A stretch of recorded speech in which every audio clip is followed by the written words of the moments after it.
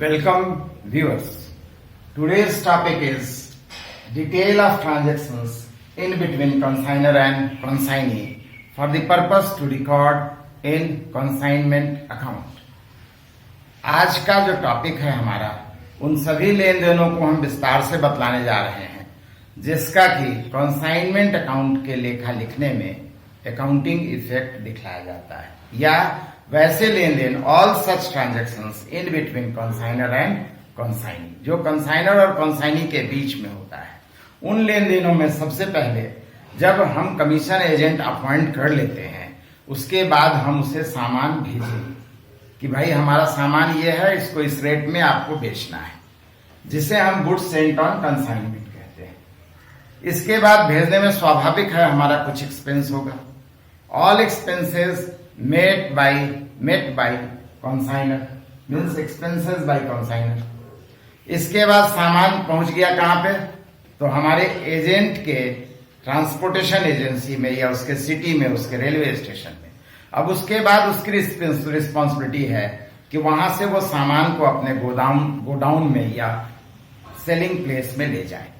इतना ही नहीं, वहां पर ले जाने के बाद बहुत सारे एडमिनिस्ट्रेटिव मैनेजमेंट से related office rent, godown rent इत्यादि बहुत सारे एक्सपेंस उसे करने पड़ेंगे। इतने के अलावे सेलिंग की व्यवस्था करनी होगी, उससे रिलेटेड एक्सपेंस करना पड़ेगा और उसके अपने एफर्ट्स का उसको कमीशन दिया जाएगा। ये भी एक्सपेंस कंसाइनर का है जिसे हम एक्सपेंस बाय कंसाइनी के नाम से जानते हैं। इसमें 3 तरह का एक्सपेंस उसके द्वारा किया जाएगा। एक गोदाम तक लाने में संबंधित expense up to godown and onwards. गोदाम में आ जाने के बाद गोदाम का खर्च और उसके आगे का खर्च, बिक्री की व्यवस्था करने तक का जितना भी खर्च है, हम उसे godown and onwards office management rent etcetera के नाम से जानते हैं।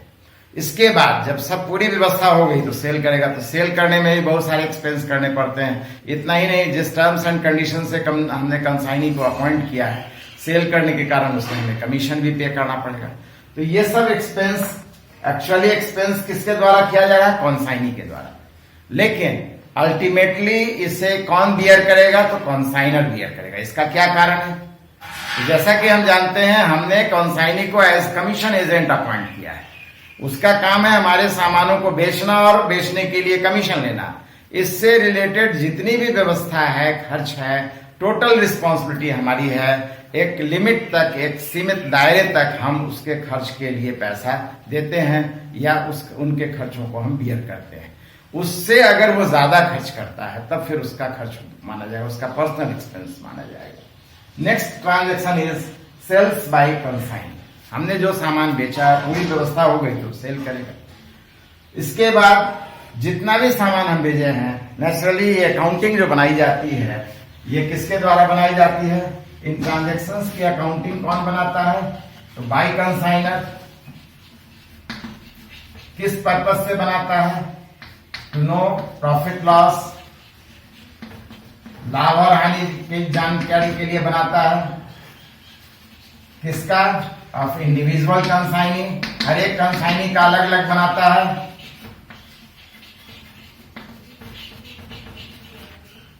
इस कंडीशन से, इस कारण से जो भी सामान हम भेजे हैं, जब प्रॉफिट लॉस मकसद है तो अकाउंटिंग जब भी बनाई जाती है तो फॉर अ फिक्स पीरियड, एक निश्चित समय के लिए बनाई जाती है। उस पीरियड के अंदर में जरूरी नहीं है कि सबका सब सामान बिक गया, कुछ सामान बच भी सकता है। तो ऐसे सामान को हम किस नाम से रिकॉर्ड करेंगे, तो अनसोल्ड स्टॉक। नेक्स्ट, जो भी सामान हम भेजे हैं, चूंकि डिस्टेंस है, दूरी है, इसलिए हो सकता है रास्ते में भी वेस्ट हो जाए, नष्ट हो जाए किसी कारण से, या कंसाइनी के पास पहुंचने के बाद भी चांसेस है वहां पर लॉस इन गुड्स होने का, सामान में कमी होने का, सामान में नष्ट या वेस्टेज होने का। तो wastage of stock in transit और एट कंसाइनीज प्लेस, ये सभी ट्रांजेक्शन्स जब हम स्टार्टिंग स्टेज में हैं तो हम यही समझेंगे कि यही सब ट्रांजेक्शन्स कंसाइनमेंट अकाउंट में हम प्रेजेंट करेंगे। अब आगे जब बात बढ़ेगी, प्रॉब्लम्स आएगा, तो निश्चित रूप से ट्रांजेक्शन्स में कुछ ऐड होगा, कुछ बढ़ोतरी होगी और फिर उसका अकाउंटिंग इफेक्ट भी बढ़ेगा। फिलहाल स्टार्टिंग स्टेज में इन्हीं ट्रांजेक्शन्स को कैसे लिखा जाएगा हमारे कंसाइनमेंट अकाउंट प्रिपरेशन में हम इसी की जानकारी अब आगे देने जा रहे हैं। Now on the basis of above detail transactions, accounting prepared to find the profit और loss in the books of consignor for individual consignee. जैसा कि हम आपको बतलाया, ऊपर में जो भी बातें लेन देन आपस में कंसाइनर कंसाइनी के बीच में हुआ है, उन लेन देनों से कंसाइनर के द्वारा अपने प्रॉफिट को जानने के लिए जो अकाउंट प्रिपेयर किया जाता है उसका नाम है कंसाइनमेंट अकाउंट। ये कौन प्रिपेयर करेगा? तो always by consignor means in the books of consignor. किस बात के लिए निकाल रहा है? तो प्रॉफिट और लॉस को कैलकुलेट करने के लिए। ये कैसे निकलेगा? तो जो ट्रांजेक्शंस कंसाइनर के पहुंच में है, जानकारी में है, उसकी जानकारी तो कंसाइनर को है। जैसे उसने सामान भेजा, गुड्स सेंट ऑन कंसाइनमेंट, उसने जो खर्च किया एक्सपेंस बाय कंसाइनर। लेकिन जो डिटेल ट्रांजेक्शंस कंसाइनी ने किया है on the day of accounting और before, they present their statement of transactions, detail of transactions, and then finally accounting prepared by consignor for individual consignee to know the profit और loss in the name of consignment account. इस तरीके से consignor ने जो लेन then किया उसकी जानकारी तो है ही कि उसने सामान भेजा है और उसने खर्च किया है। कंसाइनी ने जो कुछ भी किया है अप टू अकाउंटिंग डेट, हिसाब बनाने की तारीख तक, उसका डिटेल स्टेटमेंट उसके पास से आ जाता है। फिर पूरी जानकारी जब हमारे पास आ जाती है तो हम कंसाइनमेंट अकाउंट प्रिपेयर करते हैं। लाभ और हानि जानने के लिए हर एक कंसाइनी का अलग अलग, और ये अकाउंटिंग हमेशा बनाया जाता है कंसाइनर के यहाँ। इसी कारण से हम हेडिंग देंगे in the books of consignor, इसमें नेम ऑफ कंसाइनर आएगा। कंसाइनमेंट अकाउंट, इसमें किसका कंसाइनमेंट अकाउंट बना रहे हैं, नेम ऑफ कंसाइनी लिखेंगे। फॉर द पीरियड एंडिंग, किस डेट का अकाउंटिंग डेट है, इसकी भी जानकारी हम प्रेजेंट करेंगे। और फिर जैसा कि जानते हैं, प्रॉफिट लॉस की जानकारी के लिए हम जो अकाउंटिंग बनाते हैं, ऑलमोस्ट ये ट्रेडिंग पीएल का ही कंबाइंड अकाउंट है, और इसका नाम सिर्फ बदल रहा है। यहाँ पर कंसाइनमेंट अकाउंट हो रहा है, मतलब कॉलम बनेगा पार्टिकुलर अमाउंट्स और पार्टिकुलर अमाउंट्स के ही नाम से। जितने भी लेन देन हम आपको बतलाए, टोटल 6 ट्रांजेक्शन है। उन 6 में से 3 आइटम रिलेटेड है डेबिट से और 3 आइटम रिलेटेड है क्रेडिट से। जैसा कि जानते हैं, गुड्स सप्लाइड या goods sent to on consignment, ये लाइक परचेजेस है, इसलिए इसके अकाउंटिंग का साइड डेबिट होगा।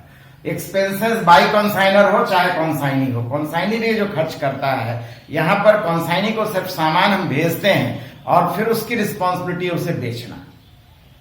इस क्रम में जितने भी एक्सपेंस होंगे, जेन्युइन एक्सपेंसेस के लिए रिस्पॉन्सिबिलिटी कंसाइनर की होती है। इवन आप देखे होइएगा, पेट्रोल पंप का ही एग्जांपल ले लीजिए, या गैस एजेंसीज का एग्जांपल ले लीजिए, या श्रीलेदर जूते की दुकानों का एग्जांपल ले लीजिए। चाहे वो हजारीबाग में हो, चाहे वो तिलैया में हो, चाहे इलाहाबाद में हो, चाहे कानपुर में, हर एक जगह का पेट्रोल पंप में लिखावट एचपी का बिल्कुल एक जैसा यूनिफॉर्म नजर आता है। उसके द्वारा कोशिश भी की जाती है कि ऑलमोस्ट सेम लुकिंग प्लेस हो। कभी कभी हम कंफ्यूज हो जाते हैं कि ये किस स्थान का पेट्रोल पंप है, या गैस एजेंसी है, या श्रीलेदर की जूते की दुकान है। इस तरह का भी कंफ्यूजन आ जाता है। कारण क्या है? तो ये पूरी व्यवस्था, वास्तव में इससे संबंधित पूरी व्यवस्था का खर्च या पूरी व्यवस्था वास्तव में कंसाइनर के द्वारा किया जाता है। कंसाइनी का काम सिर्फ सामान लेने के बाद होने वाले खर्चों को करना, उसके लिए भी चार्जेस वो क्लेम करके पैसा ले लेता है कंसाइनर से, और बेचने के बाद कमीशन का काम, कमीशन चार्ज करना। इस तरीके से जब हम अकाउंटिंग करेंगे उन 6 लेन देनों का, तो उसमें से 3 आइटम डेबिट से रिलेटेड है। एक तो गुड सेंट ऑन कंसाइनमेंट, जैसा कि बतलाए, लाइक परचेजेस, इसलिए डेबिट में जाएगा। उसके बाद बैंक में आएगा detail of expense by consignor, उसका प्रत्यक्ष डायरेक्ट पैसा जा रहा है, इसलिए कैश या बैंक के नाम से लिखेंगे। इसके बाद एक्सपेंस कौन करता है? तो करता वास्तव में है कंसाइनी, लेकिन एक्चुअली एक्सपेंस है कंसाइनर का, इसलिए हम उसे भी दिखलाएंगे कंसाइनी के नाम से।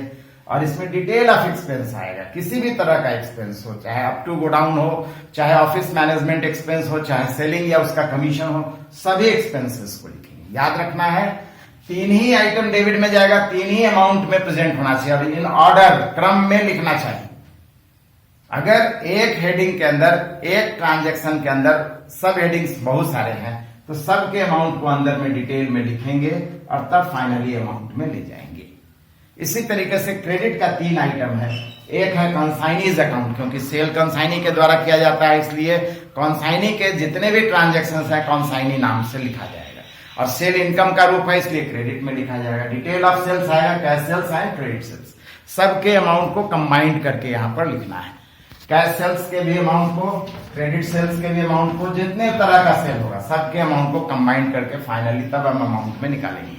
इसके अलावा हम जानते हैं सामान भेजने में, रास्ते में या कंसाइनी के यहाँ पहुंच करके सामान नष्ट होने का भी चांस है, और इसकी अकाउंटिंग हम वेस्टेज ऑफ स्टॉक के नाम से दिखलाएंगे, चाहे इन ट्रांजिट हो चाहे एट कंसाइनीज प्लेस हो। इसके बाद लास्ट में आ जाता है हमारा अनसोल्ड स्टॉक। जरूरी नहीं है अकाउंटिंग डेट तक सब सामान बिक गया हो, कुछ बच भी सकता है।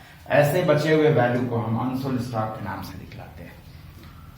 और अंत में जब पूरी अकाउंटिंग हो जाती है तो डेबिट और क्रेडिट के अमाउंट का डिफरेंस निकालते हैं। जैसा कि हम जानते हैं हमारा अकाउंटिंग का पर्पस, हमारा कंसाइनमेंट ट्रांजेक्शन्स का पर्पस प्रॉफिट कमाना है, इसलिए most of the time credit item का टोटल ज्यादा होगा और डेबिट आइटम का टोटल कम होगा। Difference always generally lies in debit side and known as profit transfer to general PL account. हम जानते हैं हमारा एक से ज्यादा कॉन्साइनी, सभी कॉन्साइनी के प्रॉफिट को हम एक अकाउंट में ट्रांसफर करेंगे जिसका नाम होगा जनरल पीएल अकाउंट। इसीलिए इस प्रॉफिट को हम ट्रांसफर कर देते हैं to find total profit of consignor in the name of general PL account. Just opposite अगर क्रेडिट में डिफरेंस आता है तो क्रेडिट में लिखेंगे by loss transfer to general PL account. ये simple specimen of consignment accounting है।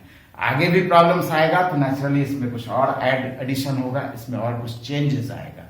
इस तरीके से हमारा स्पेसिमेन कंप्लीट होता है। लेकिन एक और इंपॉर्टेंट पॉइंट हम यहाँ पर बतलाएंगे कि थियरी क्वेश्चन में कभी कभी स्पेसिमेन बोलता है just specimen of consignment account, तो इसी फॉर्मेट में ऐसे ही प्रेजेंट करेंगे।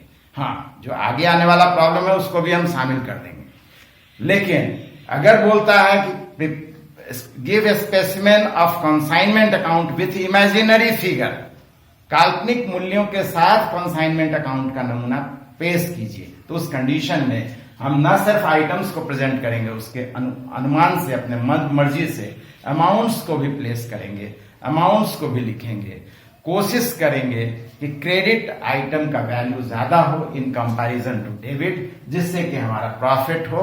Most of the time consignment transactions में प्रॉफिट ही होता है, इसीलिए हमें ऐसा करना चाहिए। ये हमारा इस टॉपिक, इस वीडियो का अंतिम स्टेज आ गया। अब हमारा जो नेक्स्ट वीडियो होगा naturally problems relating to preparation of consignment accounting.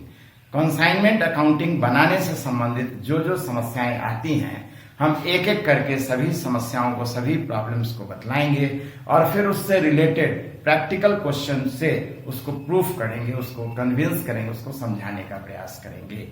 Thank you.